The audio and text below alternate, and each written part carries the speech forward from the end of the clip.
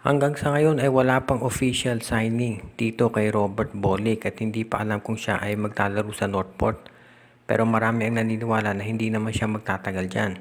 At eventually ay magkakaroon niya ng trade request dito para mapunta sa SMC o di kaya naman SMC na ang magsasabi na ililipat na siya dito. At ngayon ang pinag-uusapan na lamang ay kung saang team siya mapupunta. Kung sa SMB Hinebra o kaya Magnolia. Sa tingin ng karamihan medyo malabo itong mapunta sa Hinebra dahil ang point guard nila ngayon nandun na si Maverick Ahanmisi, si L.A. Tenorio kumpirmadong babalik na at of course si Stanley Pringle at Scottie Thompson. So loaded na sila doon. Sa panig ng SMB kung titignan natin marami rin silang point guard pero itong kay Keith Jimenez hindi pa sigurado kung anong mangyayari dyan. At isa pa, malakas ang ugong-ugong na baka itong si Simon Enciso ay matrade. At baka iyan ang maging kapalit ni Robert Bolick plus sasamahan ng iba pang players katulad ni Noy Baclao. O di kaya naman posible na ito si Robert Bolick ay dito na mapunta sa Magnolia at matuloy na yung matagal na napapabalita na Robert Bolick for Paul Lee na trade. Siguro kung ang Magnolia ay hindi mag-champion ngayong Commissioner's Cup malamang ituloy na nga yung Bolick for Lee. Pero hindi pa natin natitiyak dahil ang San Miguel Beer tumatanda na rin yung point guard situation nila. At baka ito si Chris Ross, kahit sinabi pa niya maglalaro siya ng 2 season, baka mapaaga retirement para bigyang daan nga itong si Robert Bolick na maglaro dito sa San Miguel Beer. So tignan na lang natin, pero maliwanag dito, huwag ninyong asahan na magtatagal yung si Robert Bolick dito sa Northport Batangier at eventually iyan ay mapupunta dito sa SMC at ang tanong na lang ay kung alin doon sa tatlong nabanggit na SMC teams siya babagsak. Kaya abangan na lang natin kung ano magiging development dito kay Robert Bolick at kahit maglaro yan sa Northport ngayong conference na to, eventually matitrade din yan sa SMC. Hanggang sa ngayon ay tahimik itong Gilas Pilipinas kung sino ang magiging head coach nila. At dahil dito malakas na yung bali-balita na ito si Tim Cone ay pinili talaga ang Barangay Hinebra kaysa dito sa Gilas.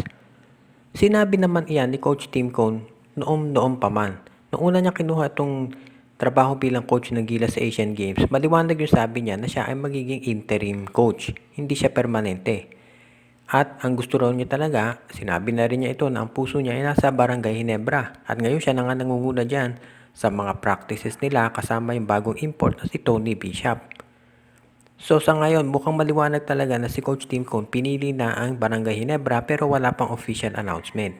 Siyempre ang concern ng karamihan dahil malapit na yung Olympic qualifying tournament, wala pa tayong coach na napipili at wala pa rin tayong mga players na nababanggit. Kumbaga baka mag-iintay na naman ng last 2 minutes bago kumuha ng coach at ng player at mag-aapura. Siyempre hindi na pwede yan dahil iba ang level ng competition sa Olympics doon sa Asian Games. So sa ngayon, unless may karoon ng palaking pagbabago, hindi natin nire-rule out yon. Pero kung walang pagbabago na mangyayari, mukhang ito si Coach Tim Cone ay mananatili na talaga dito sa Barangay Hinebra at hindi na siya magiging coach ng Gilas. Siyempre maraming maghihinayang dyan, pero hindi naman talaga kakayanin ni Coach Tim Cone na maging coach ng Gilas at ng Barangay Hinebra. Hindi po pwede yun. Dahil ang Gilas kinakailangan ng full-time coach at siyempre ang Barangay Hinebra din. Hindi pwedeng part-time dyan. Kaya tignan na lang natin kung ano mangyayari. Pero kung ano man ang piliin ni Coach Tim Cone, well of course, meron na siyang decision doon. At kung dyan man matapos yung karir ni Coach Tim Cone bilang Gilas, coach, ang ganda na niyan dahil nanalo siya ng gold medal para dito sa Pilipinas. Kaya sa ngayon, unless magkaroon ng pagbabago, mukhang totally 100% focus na sa Barangay Hinebra si Coach Tim. Iluulit-ulit nitong si Coach Yeng Giao yung sinabi niya noon, yung mga tanong niya. Kung ibaba ang maximum salary ng Rain or Shine doon sa maximum salary ng SMC at ng MVP Group. Ito ay nabanggit ni Coach Yeng dahil syempre lumabas na naman yung ganyang kuro-kuro dahil nga dito sa nangyari kay Maverick Ahanmisi at kay Jeron Teng. Marami nagsasabi inofera na ng maximum na allowed contract 420k a month ng Converge itong si Maverick Ahanmisi at si Jeron Teng pero tumanggi sila. So ang tanong ngayon, bakit sila tumanggi dito sa Converge at pumayag sa SMC? Ibig sabihin niyan ang dating parang mas malaki yung maximum salary na binibigay ng SMC kumpara dito sa binibigay ng Converge, Rain or Shine at ng iba pang players. Kung inyo maaalala, Sinabi na ni Coach Yeng Giao noon, yan si Jamie Malonzo, eventually mapupunta yan sa Ginebra. Sinabi na niya yan noon, actually kada draft lang ni Malonzo. At sinabi na rin niya na yung mga ibang top picks katulad niya si Christian David, malamang sa TNT raw yan. At itong si Stephen Holt, hindi rin magtatagal dyan sa Terra Firma. Marami magsasabi parang sirang plaka na itong si Coach Yeng Giao, pero totoo naman ang kanyang mga nirereklamo na hindi naman talaga patas itong mga trade rules at yung salary cap. At yan ang dahilan kung bakit maraming mga bagong teams ang nagdadalawang isip na sumali talaga dito sa PBA.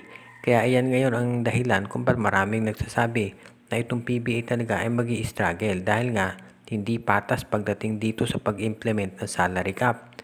May mga nagsasabi dapat lagyan ng luxury tax itong mga top teams katulad ng SMC para kahit man gumastos sila ng higit doon sa limit ay magmumulta sila. Pero yung mga ganyang bagay ay malabong ma-implement dahil alam naman natin pagdating sa salary, hindi yan talaga dinidisclose ng PBA.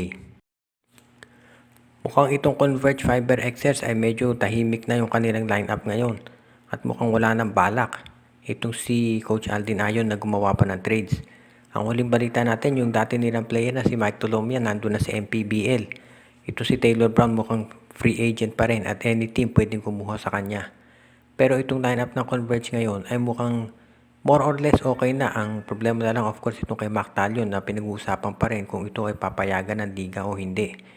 Sa ngayon masasabi natin na itong si Mac Talio nasa lineup pa rin siya ng Converge pero nasa PBA na yan kung papayagan itong maglaro o hindi. Dahil sa ngayon kung papayagan itong si Mac Talio na maglaro, kumpleto na lineup ng Converge. At sa tingin ko mukhang hindi naman niya kinakailangan ng galawin masyado nitong si Coach Aldin Ayo.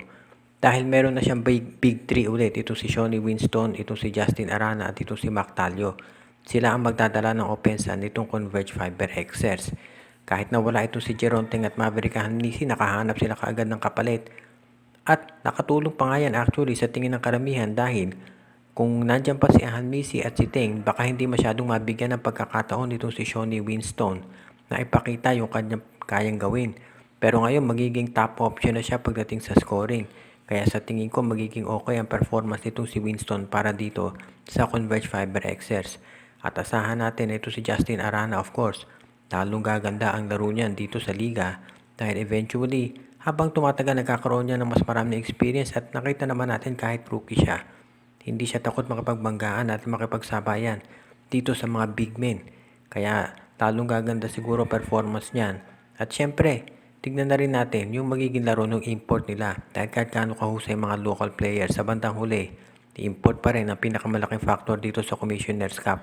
Out kay Brian Andres, Joseph Pineda, Eduardo Monsales, Roman de la Cruz at Red Steven Agustin, Ruben Dolor, kay Noel Corpus, Princess Yumi Corpus at Girly Baduria, Joshua Giray, Espejo at Rosales family, Joseph Pineda, Donald Santiago, Junjun, Angie, Patpat at Biboy Matas, Judy, Edwina, Shaina, Carl, Jaira at Jonah Villarosa, Brian Andres, Edwin Carmona Jr., RG Bueno at Dalina family, Anthony Alon, OG, Len, Gio at Gia Santillana at Tagle family, Jonel Alagon at Celino Valles family, Enju, Ireneo Salangsang, pinabati din natin si Ronald Barbosidad, JJ Sibum, Jordan at John Redim Malanta at Sid Maria, Rico Olarte, Katsakino Dukusin at si Enrico at Presi Angsioko at ang iba pa nating taga-subaybay.